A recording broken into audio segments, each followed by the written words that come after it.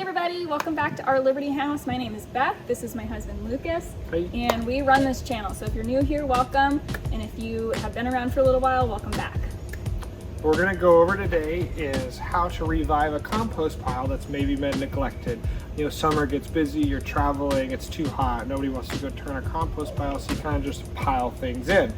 And our pile hasn't been turned, watered, or done anything for probably 6 weeks. So we're going to go over all of that, you know, a recap of what to put in your compost pile from your yard and then from your house, and also another idea to keep this moist that's going to make our lives a lot easier.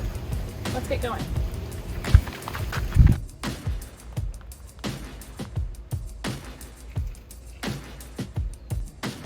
All right, so here is our compost bin that we've been adding to for probably 5 months, I think, because I think we last harvested it back in January. So it is pretty darn full, and most of the time our bins get about this high.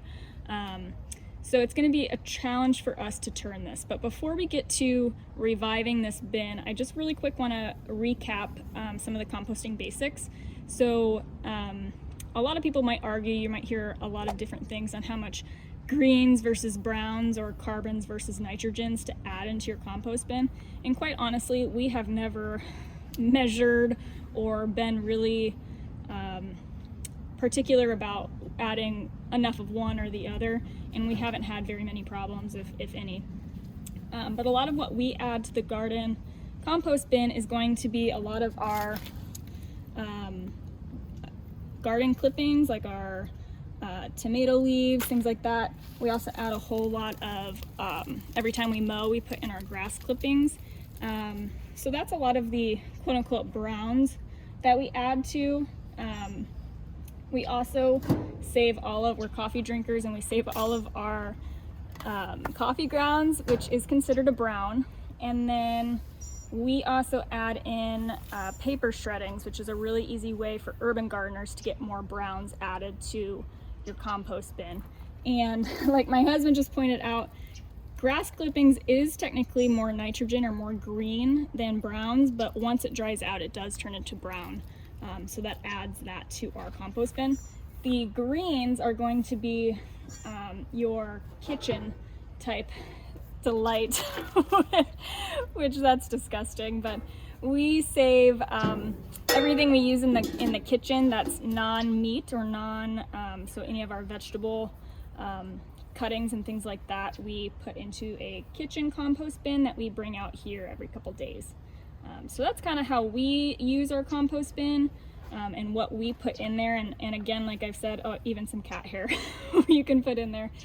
Just the biggest things you want to avoid are going to be any like meat products. And the biggest reason for that, and Lucas, correct me if I'm wrong, is that just attracts all of the bad critters out into your compost bin, which is not what you want to do.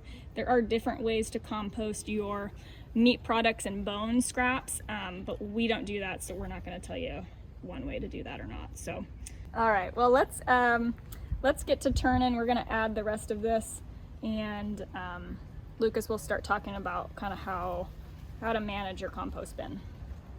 All right, back to the basics here of composting, and we're going to talk about the temperatures that we want to look for. And I really recommend one of these Rio Temp compost thermometers. You can just put it in and check your pile frequently. And you can see ours is at about 80 degrees. So it's really just like the ambient temperature, which it's still going to break down. The stuff is still going to decompose, but it's not going to decompose as fast as we'd like. And you really want to look for the temperature to be in that active range, and you can also put it in the hot range, but if it's in hot range for too long, it might burn off some of the beneficial microbial growth in there. So we really, for most backyard garden applications, if you're in the active temperatures, 100 to about 130, you're doing really well, and that compost pile will break down in 90 to 120 days if you can regularly stay in that range.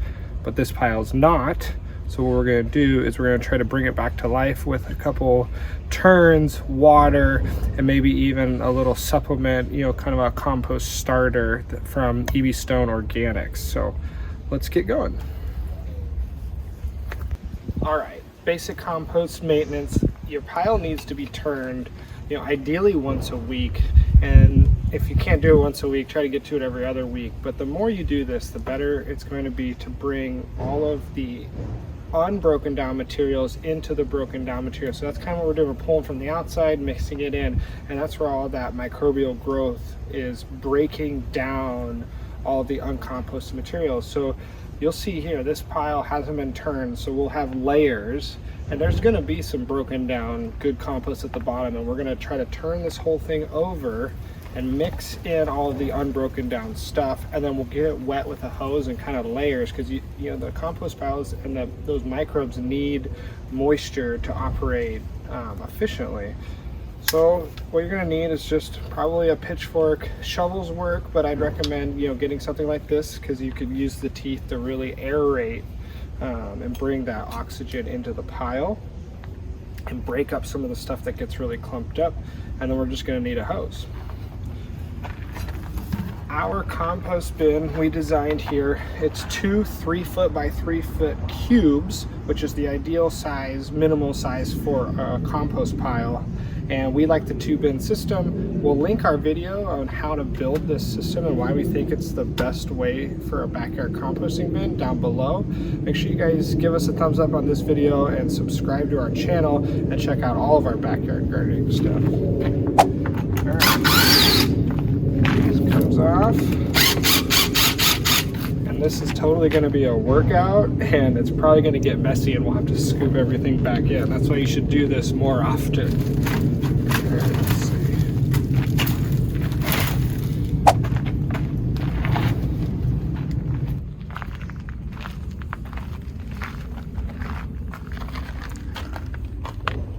All right, you can see here we haven't turned it in probably since like down here, and we just keep adding on and it settles in, and so you'll see like layers upon layers upon layers of different things. And now the trick is going to be to turn this over and mix in the older broken down stuff with the more readily available, ready to be broken down, and that will create that temperature needed to break down the whole pile.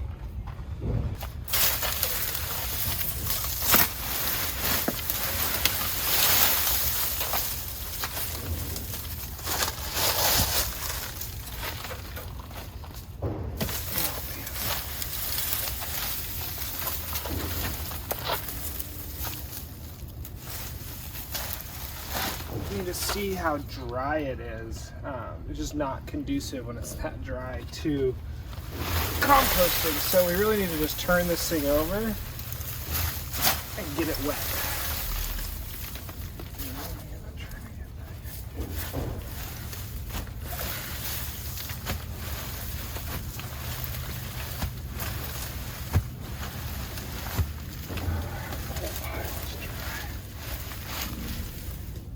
Smells good. Are you being sarcastic? Hmm? Are you being sarcastic? No, it does. Oh. Smells sweet from the flowers. Okay. Here we go.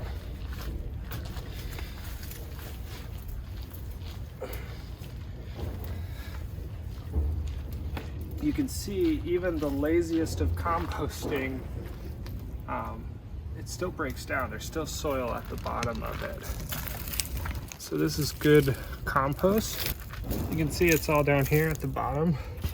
And the trick is going to be to getting that mixed in with all of this.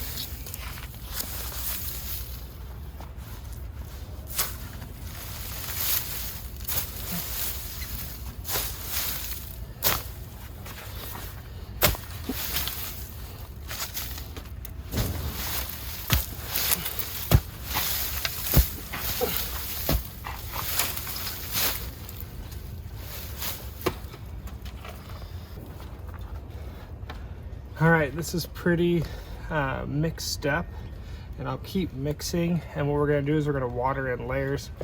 And I'm gonna try this EV Stone Organics compost maker. It actually has a 4:4:2 nitrogen, phosphorus, potassium ratio, so it's kind of like a fertilizer, but it's supposedly supposed to help jumpstart a compost. I don't know if it works or not. This isn't like a huge recommendation, but we'll let you know. I'm gonna give it a college try. I mean, the worst that happens is that we add more nutrients to our compost, so when we do dress our vegetable beds with it, they get an extra boost.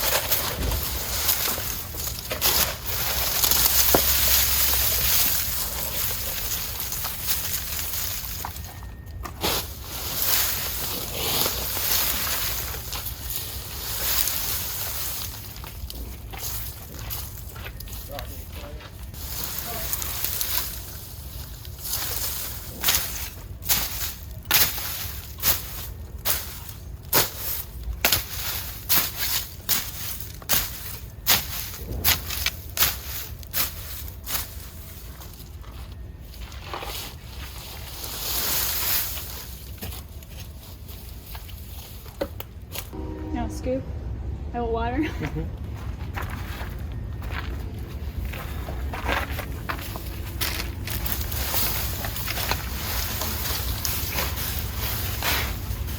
Get it like really.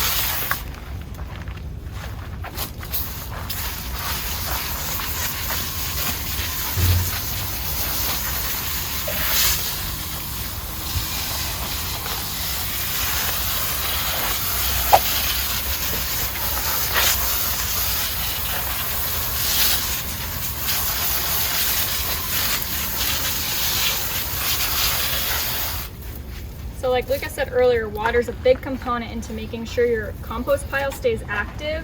And what we're doing is, you don't want to necessarily get it wet before you turn it because it's going to be really, really heavy.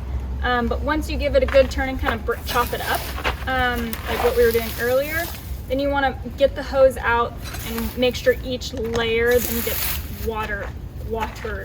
And more water is good here.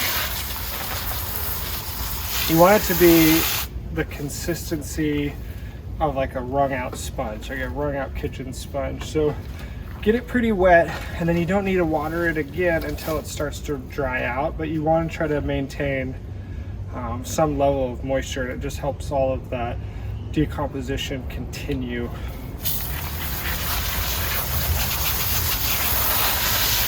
gonna get the rest of the paper clippings.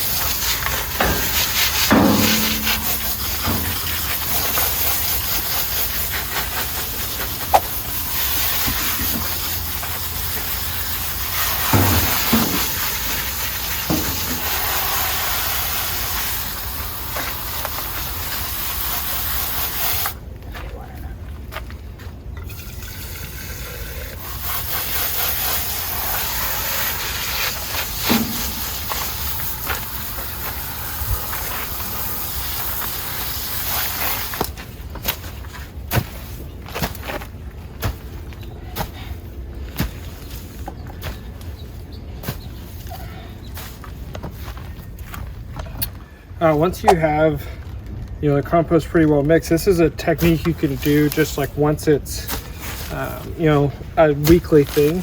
You really just want to turn it.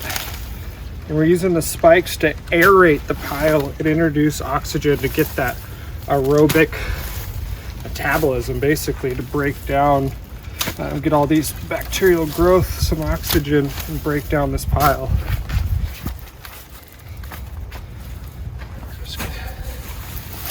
Pile this back on.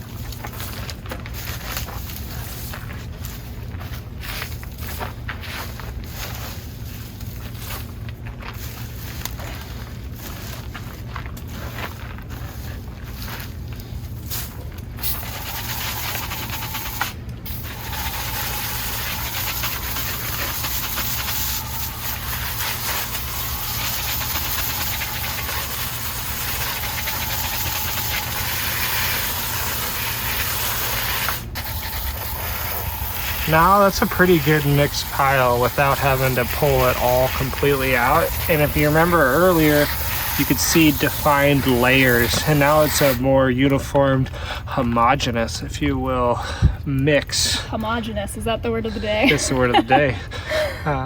Compost pile. And we're just gonna keep getting it moist, and then we're gonna add something to our drip system, and I'll show you guys later, to hopefully not have to drag the hose out here once a week or so.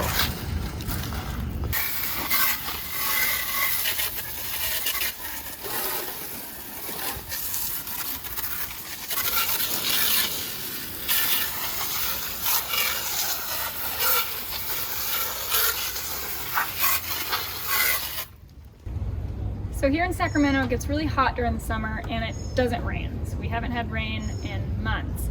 And that's one of the reasons we have struggled to keep our compost system active, is the lack of water. So we had an idea, and our main irrigation line for all of our garden beds runs right behind our compost bin. So we're actually gonna tap into that and add a line, is what Lucas is doing right now, and be able to move that nozzle from one bin to the other, depending on which one we have cooking. And that way, every time we're watering our garden, we're gonna be watering the compost bin, which is about twice a week to 3 times a week. So that should hopefully help us out, and then all we need to worry about is just turning, so. Lucas is struggling. Lucas is struggling.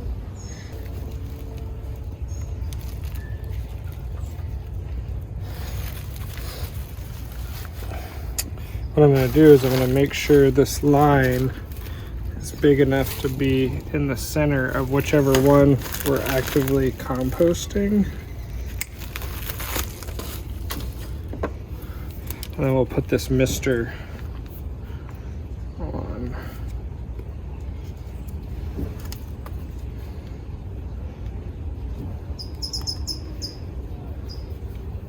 There's probably a lot of ways to do this, but we're just using what we have. Yeah, like you could use a bubbler or a different mister or a micro spray or whatever. We had these, and I don't really like them for vegetable gardening because they get everything wet. So kind of just do that. Shove it in. This way it'll be nice and obvious for us to remove before we turn. And that's it. And it'll keep hopefully the right amount of moisture in this pile, and we don't have to drag the hose all the way out into our garden space because it's on the other side of our yard.